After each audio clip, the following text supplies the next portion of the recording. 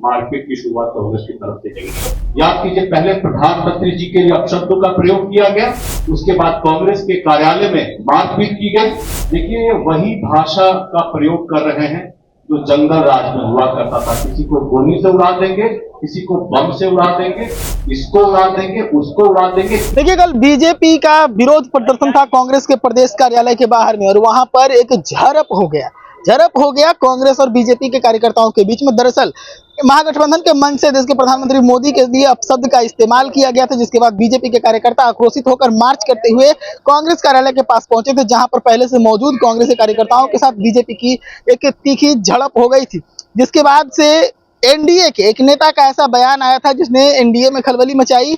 दरअसल एनडीए के वो नेता थे अशोक चौधरी, जिन्होंने अपने बयान में कह दिया था कि जो कुछ भी हुआ वो ठीक नहीं हुआ, प्रदर्शन हम लोग भी करते रहे हैं, लेकिन हम लोग पार्टी कार्यालय के बाहर करते हैं, पार्टी कार्यालय के अंदर जाकर नहीं करते। अशोक चौधरी के इस बयान को मैंने कल आपको सुनवाया था, लेकिन अब इस पर एनडीए के दूसरे घटक दल लोजपा रामविलास के नेता अरुण भारती जो है वो सहयोग देते नजर आ रहे हैं बीजेपी के समर्थन में। बयान उन्होंने देते हुए कहा है कि मुझे पूरा भरोसा है कि पहला पत्थर कांग्रेस के तरफ से चलाया गया था। क्या कुछ कह रहे अरुण भारती, सुन लीजिए। प्रदेश कांग्रेस कार्यालय में लाठी डंडे चले, पत्थर चला, कैसे लेते हैं इसको आप, इस पूरी घटना?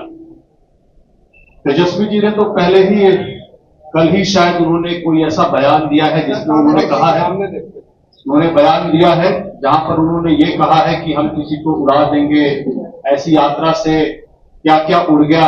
देखिए, ये वही भाषा का प्रयोग कर रहे हैं जो जंगल राज में हुआ करता था। किसी को गोली से उड़ा देंगे, किसी को बम से उड़ा देंगे, इसको उड़ा देंगे, उसको उड़ा देंगे। इसी क्रम में याद कीजिए, पहले प्रधानमंत्री जी के लिए अपशब्दों का प्रयोग किया गया, उसके बाद कांग्रेस के कार्यालय में मारपीट की गई।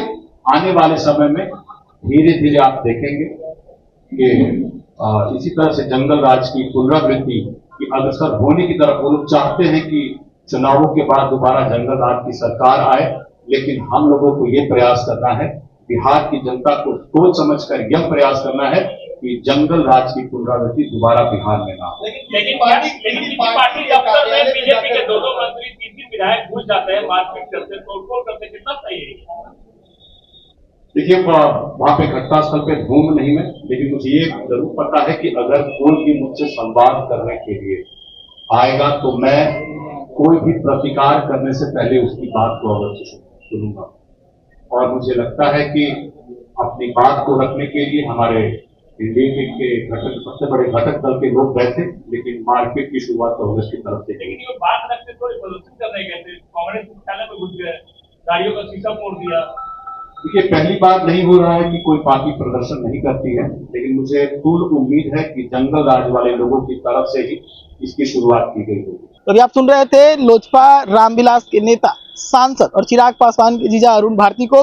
वो सीधे तौर पर बीजेपी के पक्ष में, बीजेपी के बचाव में बयानबाजी करते हुए नजर आ रहे हैं। पटना से टॉक्स के लिए प्रशांत कुमार।